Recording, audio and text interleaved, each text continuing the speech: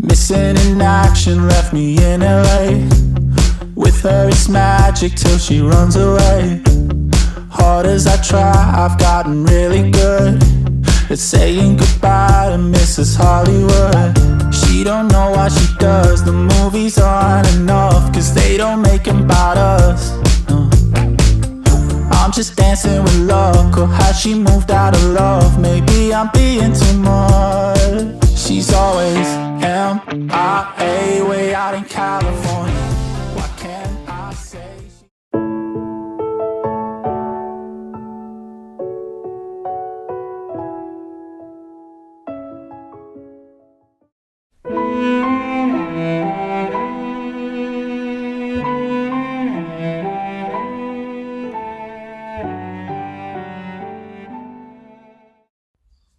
Assalamualaikum warahmatullahi wabarakatuh. Selamat pagi guys. Sekarang ini tanggal 22 April 2023, sekitar jam 8:30 pagi. Ini aku di rumah ipar aku, rumahnya orang tuanya almarhumah istri aku. Ya sementara ini ya takdir ya, istri aku lagi mengandung, alhamdulillah tinggal di Bojonegoro. Untuk kenapa mungkin gitu ada yang bertanya-tanya, itu cerita untuk lain kali. Cuman yang mau aku share adalah ya pelajaran hidup ya. Pertama itu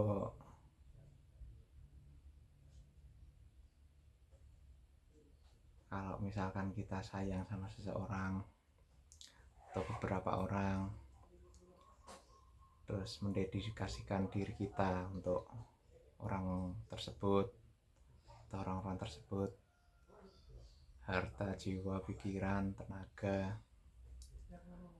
itu belum tentu akan berbalas juga gitu. Ya mungkin balasannya pahala di akhirat gitu kan, cuman ya secara realitas dunia gitu kan, kita kan juga pengennya sejahtera dunia akhirat gitu. Jadi ya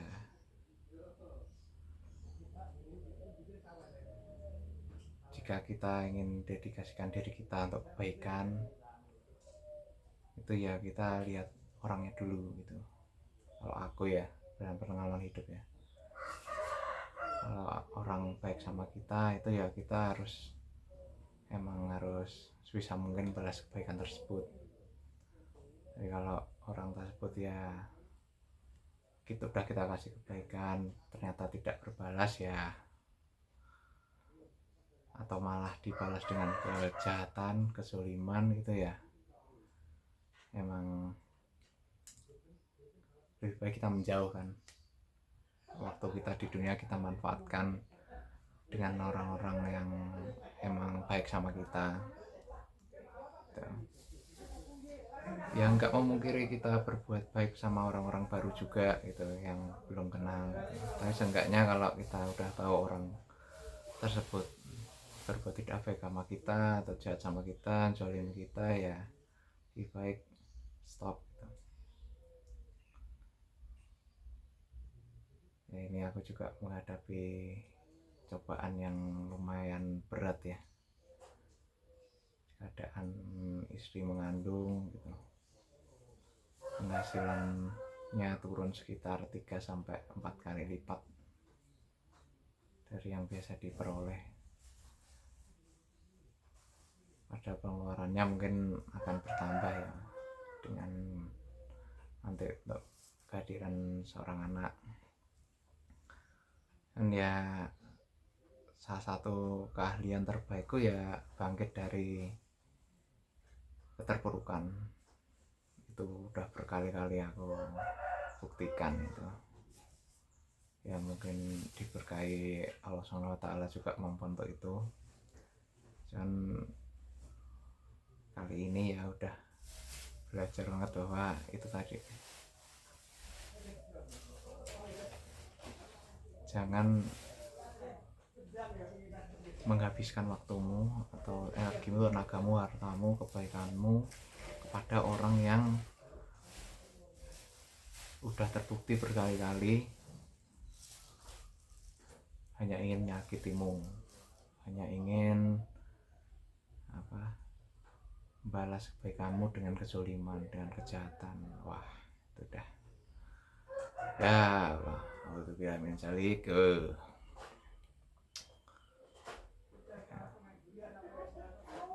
Ini lagi ada orang-orang lagi ada ngobrol. Terus pelajaran yang kedua itu rajin menabung. Simple ya kelihatannya, kelihatan simple karena nanti mungkin pada waktu kalian menabung kalian belum tahu akan dipakai untuk apa tabungan ini, atau masih jauh lah, misalnya mau beli mobil, mau beli apa, masih jauh lah. Tapi fungsinya tabungan itu kalau menurutku yang pertama, ketika nanti ada satu cobaan penghasilannya tidak bisa seperti di awal, lancar seperti di awal, sebesar di awal, atau bahkan tidak memiliki penghasilan, itu tabungan akan sangat berguna. Karena ya kita nggak tahu ya kita kapan diuji sama Allah Subhanahu wa taala sama kemiskinan, ketidakmampuan keuangan, atau penghasilan menurun, sakit yang perlu keluar uang banyak, atau yang lain-lain yang tiba-tiba perlu keluar uang banyak segala macam, kita nggak pernah tahu. Makanya aku dari dulu itu sukanya nabung karena aku ya merasa dulu itu emang kebutuhan tuh, nabung tuh kebutuhan. Itu tadi karena untuk aku udah membayangkan itu, aku tuh wah nanti kalau nggak bisa bekerja, entah satu karena satu lain hal, dicabut kemampuan bekerjanya sama Allah atau diuji sama Allah, itu nanti udah ada pegangan seenggaknya. Apalagi waktu udah menikah ya, aku pikirnya wah nanti seenggaknya udah ada pegangan buat anak sama istri gitu. Ya, ini dengan kondisi sekarang penghasilan menurun 3-4 kali, ini alhamdulillah. Kalau misalkan aku ya paling buruk nggak ada penghasilan sama sekali, itu mungkin masih bisa dengan tingkat pengeluaran sekarang ya mungkin bisa sekitar 3-4 tahun hidup, atau taruhlah minimal 2 tahun lah gitu. Kan itu kalau pengeluaran normal ya. Kalau ada pengeluarannya tiba-tiba ada apa itu kita nggak tahu. Makanya penting menabung, karena satu, jaga-jaga untuk hal-hal yang tidak diinginkan di masa depan. Yang kedua, emang aku punya style kehidupan tuh frugal life gitu. Jadi kalau contoh satu ya, tak kasih contoh salah satu aja. Aku tuh ya kalau pakai tisu, kalian tahu tisu ya? Ini tisu.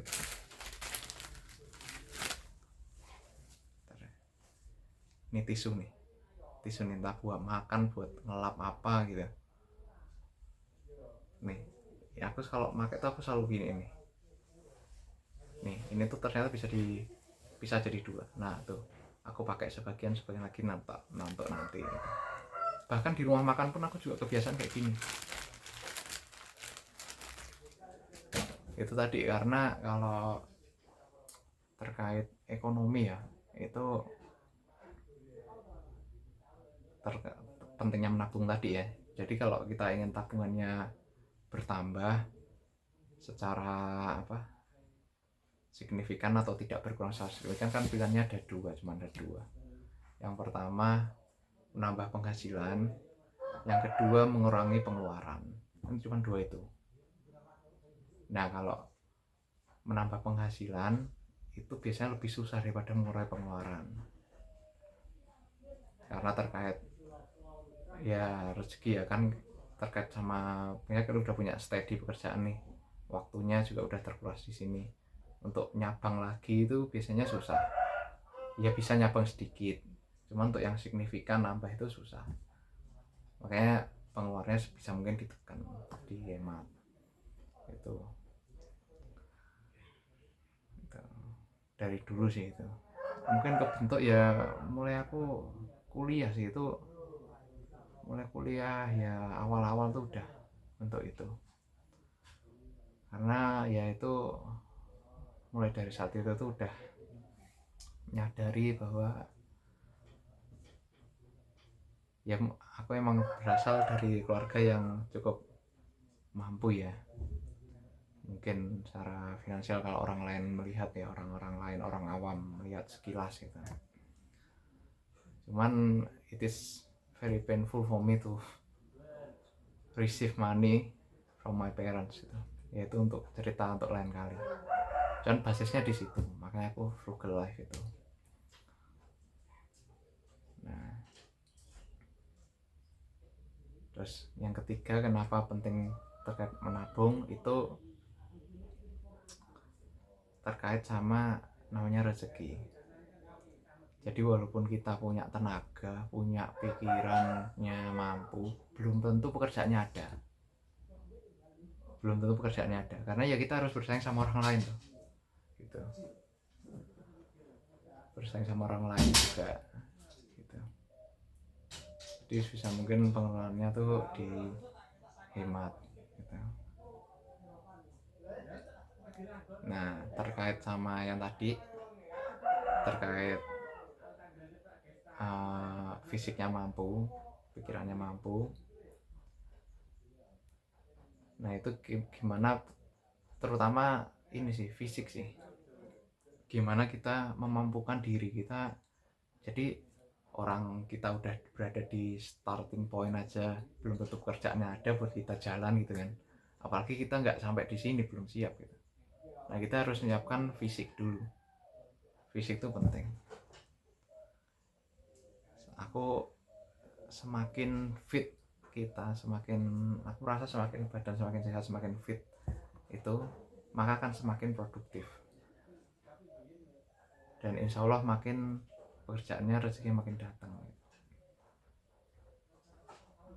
Aku tuh paling fit itu kalau nggak salah waktu sebelum wisuda itu paling fit tuh, karena ya hampir setiap hari itu sepedaan, sebelum kuliah pas sebelum skripsian itu sepedaan, sebelum sidang itu sepedaan, sehari itu bisa 2 sesi bahkan. Jadi pagi sepedaan, terus ntar sore pulang dari kuliah pas skripsian itu sepedaan, terus ada olahraga barbel segala macem di kosan itu fit. Nah ini aku juga mau mulai menjaga. Biasanya setelah ada ketemu zona nyaman, jadi misalkan contoh ketemu pekerjaan yang stabil, itu ya digoyahkan lah, jadi badannya sih nggak fit ya, nggak fit cuman sehat aja. Jadi ini sehat, ini sakit, ini sakit, ini sehat, ini fit. Itu level-level kesehatan ya. Itu tuh dari berat badannya sangat-sangat ideal, terus muscle massnya juga sangat-sangat ideal. Ibaratnya mau aktivitas apa aja itu fit gitu. Itu istilahnya kalau atlet tuh raring to go, udah siap tanding. Jadi habis pre-season nih siap menjalani musim baru gitu. Nah itu biasanya aku kalau dulu resign perusahaan pertama gitu, waktu mau berjuang lagi itu prosesnya ke fit dulu, ntar udah terima mulai bekerja, prioritas sama dedikasi waktunya sama untuk yang lain-lain, jadi sehat, kadang sakit, kecapean, udah sehat lagi. Tapi nggak pernah kalau sampai ke fit nanti. Biasanya kalau kita mau berjuang itu baru ketemu fit gitu. Kayak sekarang ini aku beratnya sekitar 83 terakhir kali aku ngukur seminggu yang lalu sebelum pindah ke Bojonegoro. Jadi aku pindah tuh hari Minggu yang lalu, jadi sudah mau sekitar 6 hari lah gitu. Nah idealnya aku tuh ideal yang ini ya, level sehat normal tuh 75 sampai 78. Nah cuman kalau fitnya aku tuh bisa sampai 70 sampai 72 gitu. Ya aku nggak muluk-muluk sih dari 83 ke 70, yang penting aku mau fit dulu gitu. Jadi mau digas siap gitu, bisa untuk aktivitas apa aja siap gitu. Dan tidak memungkiri juga ya, di dunia visual sekarang itu semakin fit orang maka semakin menarik gitu. Nah itu aku rencana ya awal-awal tuh kardio. Ini ntar mau insya Allah mau sepedaan. Tadi sebenarnya pagi itu bangun terus subuhan, alhamdulillah berapa hari ini terakhir itu bangunnya agak telat, jadi subuhnya di rumah itu aja udah terang. Alhamdulillah tadi bangunnya sebelum subuh malam, mungkin karena sakit perut ya, kedinginan. Istri aku pakai kipas angin terus mules. Terus alhamdulillah pas adzan subuh sholat sunnah dulu, berangkat. Bangun istri belum bangun, terus tadi pulang bangunin istri. Karena hamil tuh ini guys, susah tidur. Jadi tidurnya tuh wah mungser terus harus formasi bantalnya ditata sedemikian rupa, kasurnya ditata sedemikian rupa biar bisa tidur itu. Karena bayinya kan juga gerak-gerak itu ya kalau malam ya, apalagi jadi susah tidur itu, susah bangun juga. Habis itu tadi kerja dulu sebentar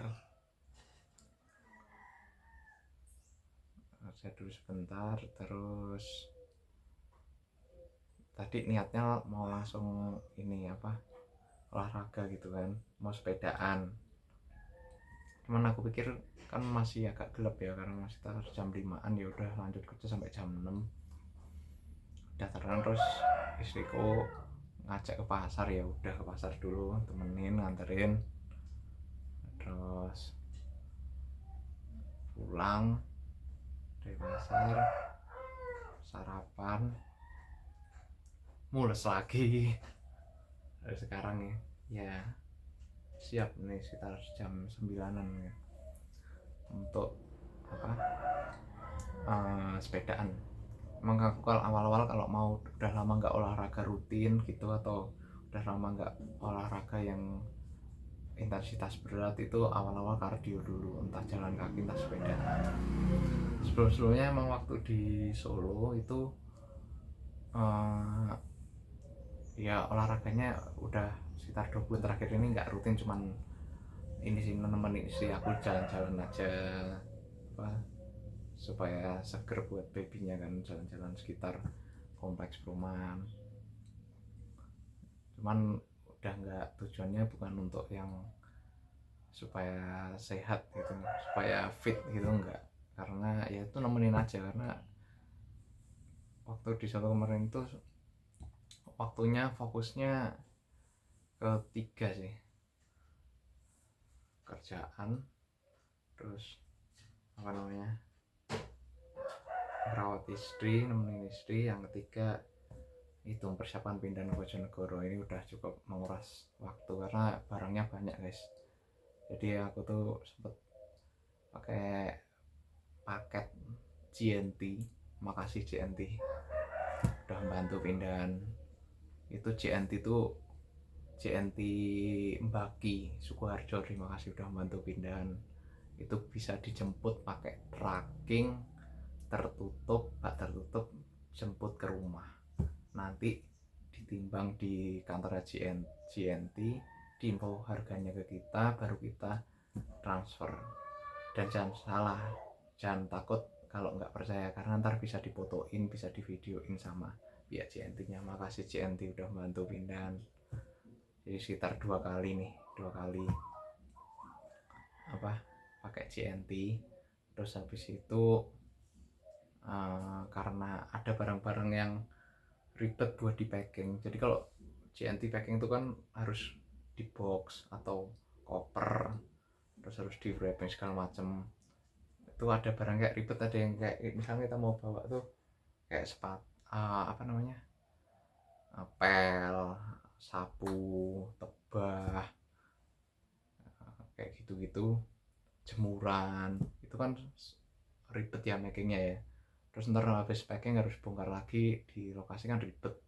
Akhirnya kita pindahan 2 kali pakai delivery.